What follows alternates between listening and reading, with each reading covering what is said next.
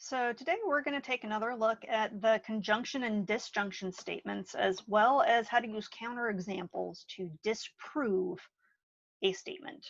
So we've already talked about conjunctions and disjunctions. And again, don't forget your conjunctions, those are your and statements. And we usually see those with a little up arrow in between the two ideas. Disjunction, we're looking at or statements. And so that's kind of the opposite idea. So we have the down arrow in between our two ideas for any disjunctions. So first we need to look at, well, what information do we need to actually prove whether or not a conjunction or disjunction is true? And so we have these patterns that we're going to follow. That's what we're going to look at first. So in our models for determining the truth value of compound statements, for conjunction or for and statements, our biggest idea is that both parts of our conjunction need to be true. So for conjunctions to be true, both ideas are true. So you'll notice in this chart that I set up, we've got T's and F's to stand for true statement and false statement. So in our first example, T and T, or T up arrow T, that means we've got both true statements in our conjunction, and that's always going to be true. But if our rule is both ideas have to be true for this statement to be true, then all other combinations that include any kind of false are automatically going to be false. So all these other options are false. So again, we have to have both pieces of conjunction statement to be true for the whole sentence to be true. Disjunctions are a little bit more forgiving though. For those, as long as you have at least one part of it true, the whole statement's going to be true. So for disjunctions to be true, at least one idea is true.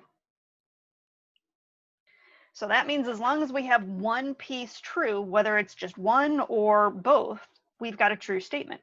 So T or T, true or true, that's going to be true because it has at least one piece true, and so are the next two. So true or false, that'll be true. False or true, that'll also be true. False or false doesn't have any true pieces, so that piece is going to be false. You want to be very careful when you're actually asking a math teacher that teaches logic or computer science teacher any or questions, because if we've thought about logic topics at any point in time close to that, when you ask an or question and one piece of it is true, you could possibly get the answer yes, because one of those statements is true. So the whole statement, the whole question, you can answer yes, it's true. So be very careful of those types of questions. Be very specific in how you're trying to explain yourself. So let's look at some examples with actual ideas in there so we can start thinking about what these statements look like. So for examples, you'll notice each one of these has a P and a Q, so two ideas for us to work with. So our first example, the sky is green, is our P statement. Our Q statement is a tree can grow leaves.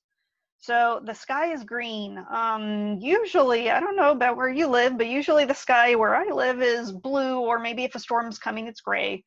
Or if I see lots of clouds, maybe it might be close to white. But the sky, I don't ever remember seeing it green. Maybe orange with a really pretty sunset or sunrise, but green, not so much. So that's definitely a false statement. A tree can grow leaves in most cases. Absolutely, that's true. Even pine trees, technically the pine needles, that's those trees' version of leaves. So a tree can grow leaves. I'm going to call that true. Oops. So that's going to be true. And so we have two columns over here. What happens if if these ideas were plugged into a conjunction versus plugged into a disjunction? And again, always look out for that symbol. When you see that up arrow, that really means we have an and statement. So we're looking at our conjunction rules. And if we're looking at the down arrow, again, that means we have a disjunction or an or statement. So we only need at least one piece of that to be true for the whole thing to be true. And so I like to map it out with trues and falses just because that's how I'm used to looking at the pattern. Do whatever you need to do to write down what makes sense for you to get these thoughts organized. So if we're looking at P and Q, our P statement was false. and our Q statement was true. So for and statements, for conjunctions, again, our rule was both pieces have to be true for the whole statement to be true. We don't have both pieces, so that means that's going to be a false statement if we put it together. P or Q, so in other words, false or true. Again, for disjunctions or statements, all we need is one piece to be true. We've got that, so this actually would make a true statement.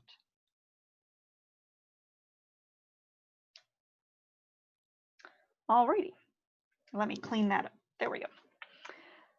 Our second example, P statement is a triangle has 3 sides. Our Q statement is a square has 4 sides. These go right along with our definitions when we started learning about polygons way far away ago.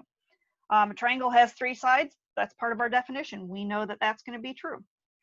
Same thing, a square has 4 sides. Part of our definition. We know that's also true. So if we look at our conjunction, our and statement, we're looking at a true statement and a true statement. We have both parts true, so that whole statement's going to be true. Same thing for our disjunction statement. We have true or true, but for disjunctions, again, we need at least one. We have at least one. We got both of them, but we have at least one. So that is now a true statement as well if we put those together. So again, you can also think about how you could read these out. So for example, this conjunction on this one would be a triangle has 3 sides and a square has 4 sides. And when we say that out with true statements, it makes a little bit more sense. When we start connecting ideas that maybe aren't quite so connected, like in that first example, the sky is green and a tree can grow leaves. Now, most people aren't going to talk that way. So I definitely focus more on what's the truth value of those, less about the wording, less about the grammar, less about the ideas. Once I've determined whether they're true or false, I'm just trying to feed it into my pattern of what I know is going to be true or false for conjunctions and disjunctions. Alrighty, example 3. So an elephant has 2 trunks. Yeah, that's not true. We know elephants are only going to have the one trunk, so that is definitely a false statement. The sun is made of cheese. Wait a second. The moon is reportedly made of cheese, although they've disproven that a while ago. But the sun is made of cheese, that's definitely a false statement. And let's go ahead and do the truth values for number 4. Stairs take us down to the basement. Well, that's true. If you have a basement in your house, you would have to walk downstairs to get down to the basement. So I would say that's true. And a slide takes us upstairs. Well, slides, again, also, you go to a playground, you go on the slide, it's going to take you down because of gravity. So that's definitely a false statement. So go ahead and pause the video and try doing your truth values for your conjunction and disjunction for these. And then try it out, unpause the video, and check your answers. So looking at our truth values on here, for number 3, again, we'll start with that one, our conjunction. An elephant has 2 trunks, that's definitely false. And the sun is made of cheese, we also decided that was false. So again, conjunctions need 2 true statements. We don't have that, so this is a false statement. For our conjunction, again, we have false or false statement. Conjunctions need at least one to be true. We don't have that, so the disjunction is also false. And then in number 4, stairs take us down to the basement, which we decided was true. A slide takes us upstairs, which we decided was false. For conjunctions, again, we need both parts to be true. We don't have that, so unfortunately that one is false. For our disjunction, though, we have a true or false. We have at least one piece true, so that whole statement is true. All right, last thing to talk about today is counterexamples. So when you're looking at a counterexample, it pretty much is a way to disprove a statement that someone else has made. So in logic, we call these conjectures. So conjecture is an educated guess based on your previous examples. So when you're doing problems where you're trying to establish a pattern, this might be in pictures or in facts that you're given, but you use your logic to decide, well, this is the pattern, so this is how it's going to continue. And so your conjecture is your guess on how that pattern continues. So a counterexample would be somebody's made that conjecture, they've made that idea, put that out there, but you're showing, well, here's the instance where that's not going to work. So let's look at two statements and then we'll be set for this video.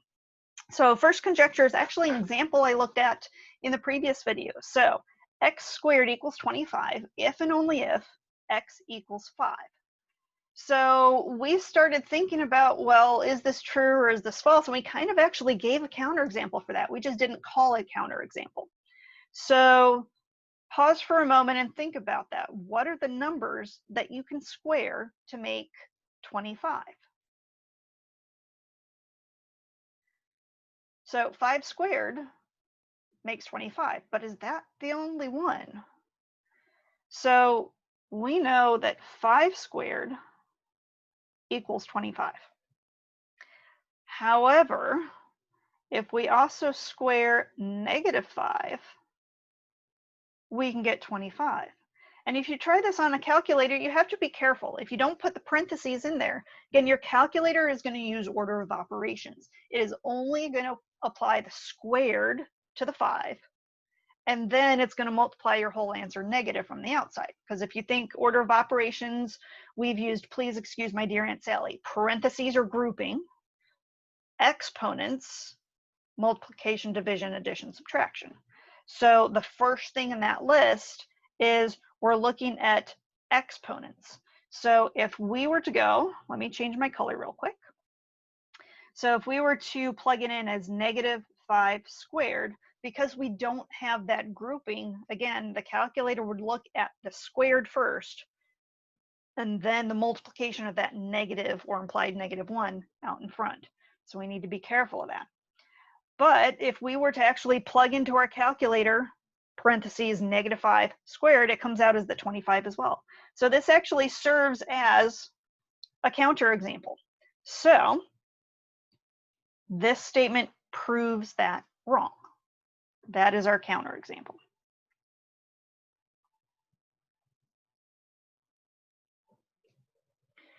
So our last one, conjecture, all teachers go to work at school.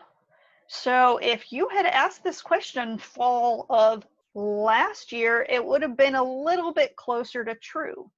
But starting in the spring, when we all started working from home and now teaching the course online, we've got about 300 teachers in Hanover that are teaching online this year, or at least for the beginning of the year for first semester. All teachers go to work at school. Well, that's not the case. I'm working right now. I'm recording my video from home. So there's your counterexample. So we could write something like, online teachers work from home.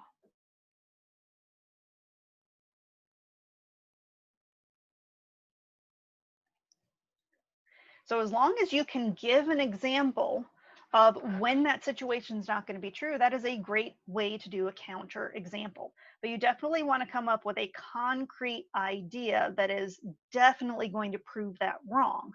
You don't want to use an idea that could be true in some instances and not true in others. You want to be very specific. Well, online teachers were working from home. Alrighty, so go back to Schoology, try out these examples, and again, let me know if you have any questions.